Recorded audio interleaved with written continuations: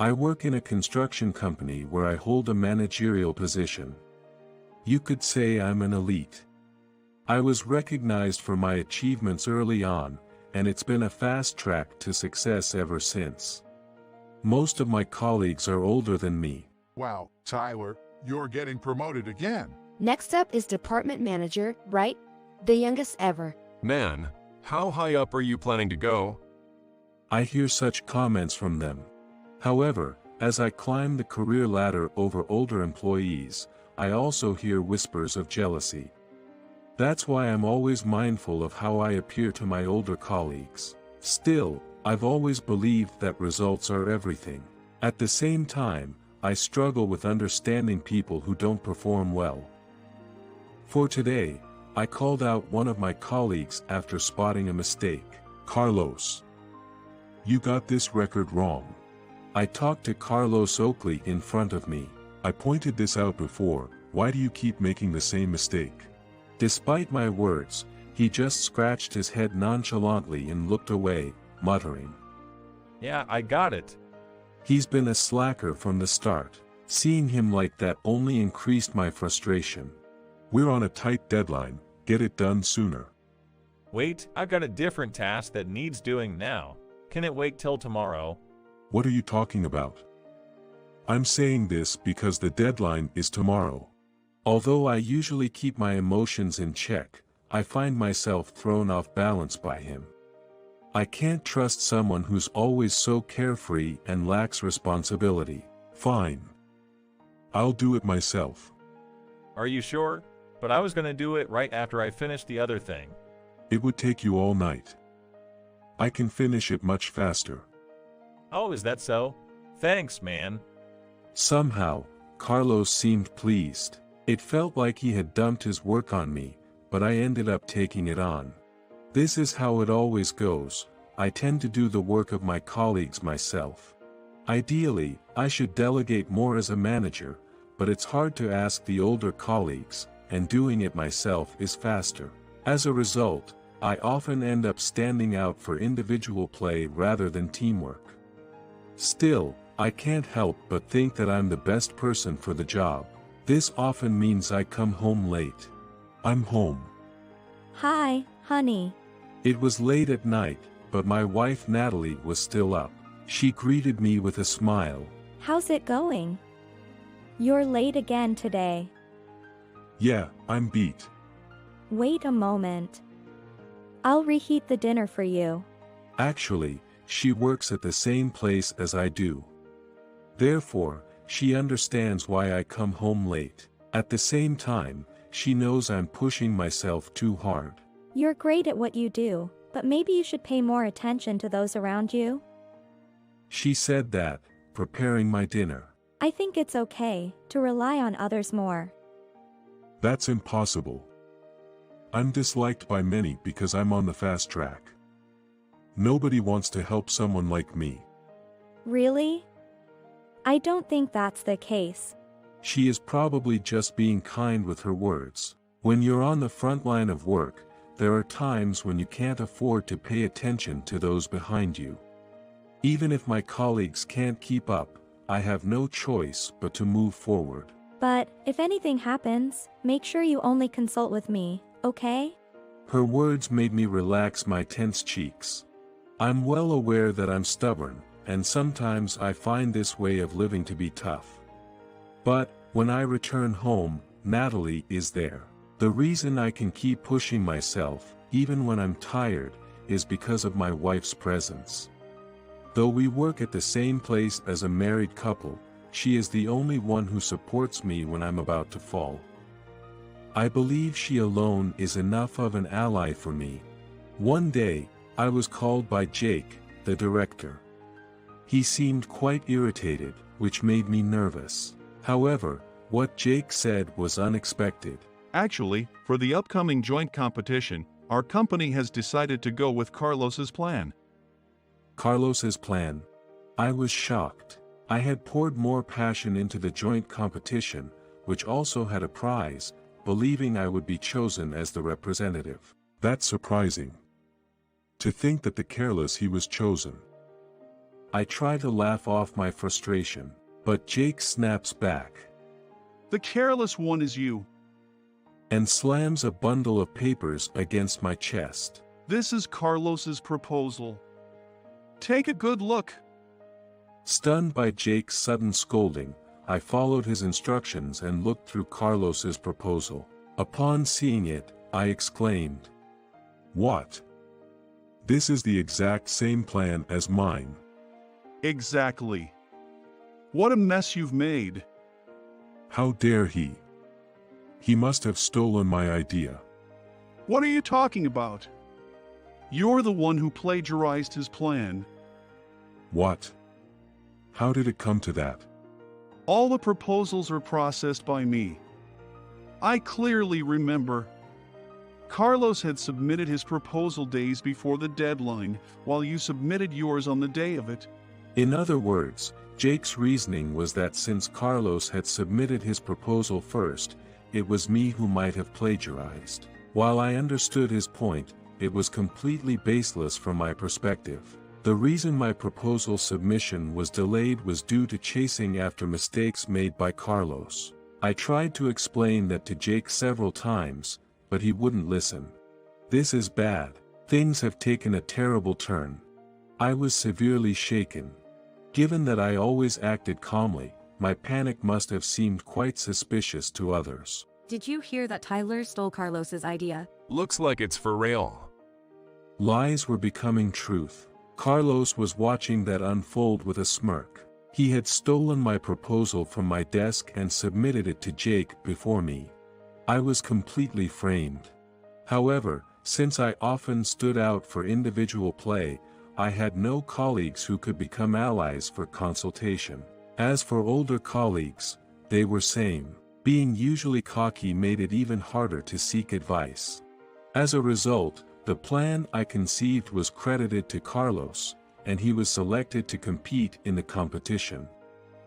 It was the best proposal I had ever devised. In the end, Carlos won the competition.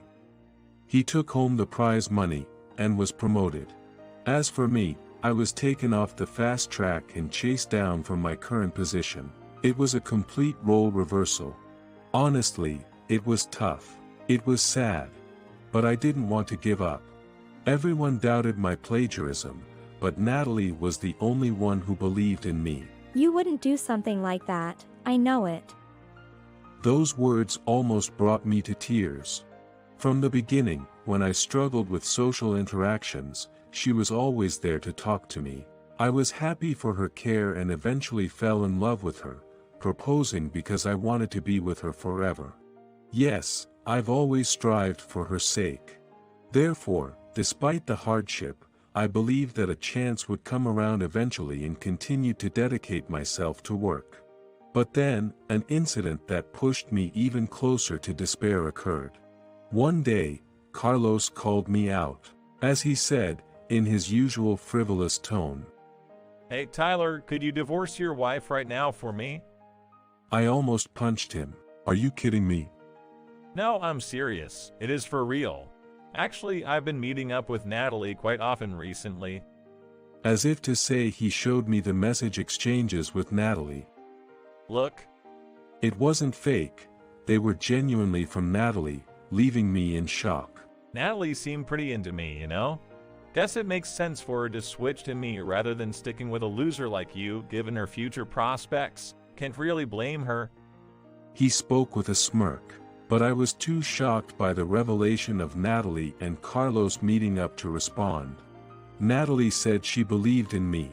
That means she should know I didn't steal the proposal. Yet, she's having an affair with Carlos. Were her words of belief a lie? I was too dazed to think clearly when Carlos said, Well then, that's settled. And left, patting my shoulder. I couldn't concentrate at work afterward. However, a resolve began to grow within me. Maybe it's time to quit my job. And to divorce Natalie as well. When I got home, I immediately called Natalie. What happened? You said you had something important to talk about. Natalie, let's divorce right now. What? What's gotten into you all of a sudden? I told her that Carlos informed me about her affair with him. She seemed a bit shocked. But you know, I'm not really angry. I laughed self-deprecatingly.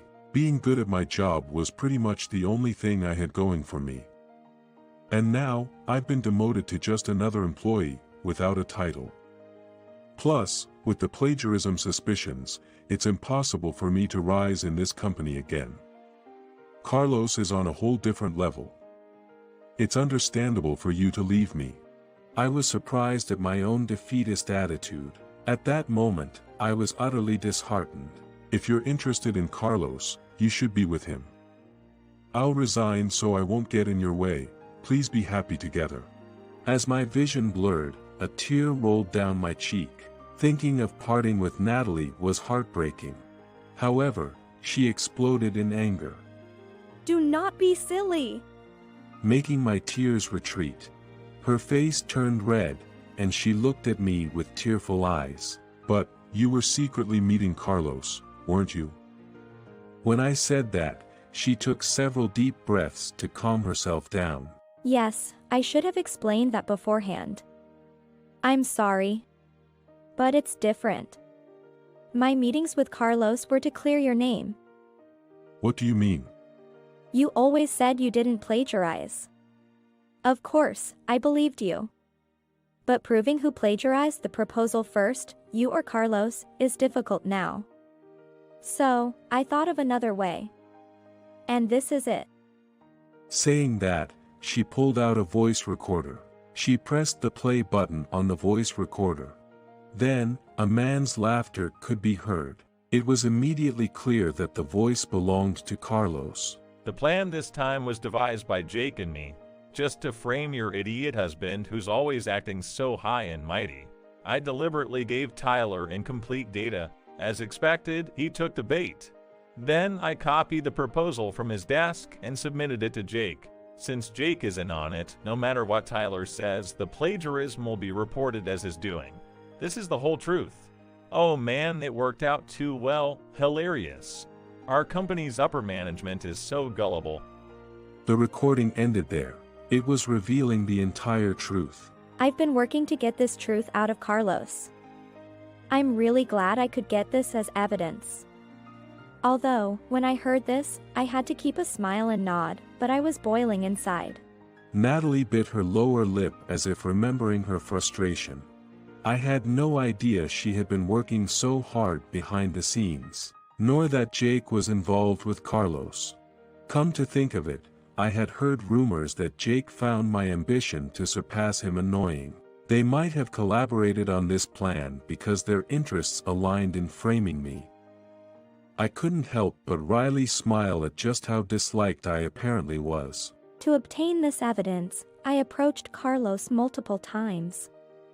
I even went as far as saying I wanted to divorce Tyler as soon as possible, trying to make Carlos happy. I thought he might slip up and mention his scheme. But I always felt guilty. It was really hard to say bad things about you, which I had never even considered before, in front of him. Tears overflowed from Natalie's eyes. She went to such lengths for me. I never once thought I wanted to divorce you. She broke down in tears with saying that, and I hugged her. She was indeed on my side. Just knowing that felt like a ray of hope. Thank you. Thank you very much. Later, Natalie and I took the voice recorder to the head of the department to report everything. Upon hearing it, she was distressed. This is so bad. Jake was adamant that Tyler plagiarized. We had doubts about the talented you doing such a thing, but if Jake, who received the proposal, said so, we believed it must be true. Tyler, we've treated you unfairly, and for that, I'm deeply sorry. She apologized to me. In moments like those, meeting someone who could admit their faults sincerely felt truly fortunate. She then promised appropriate actions against Jake and Carlos. A week later, they were dismissed. They claimed the voice recorder was fabricated, but the department head and the executives didn't believe them. There was more to the story. It was discovered that Jake and Carlos had been inflating company performance figures in collaboration. Either way, dismissal was inevitable for them.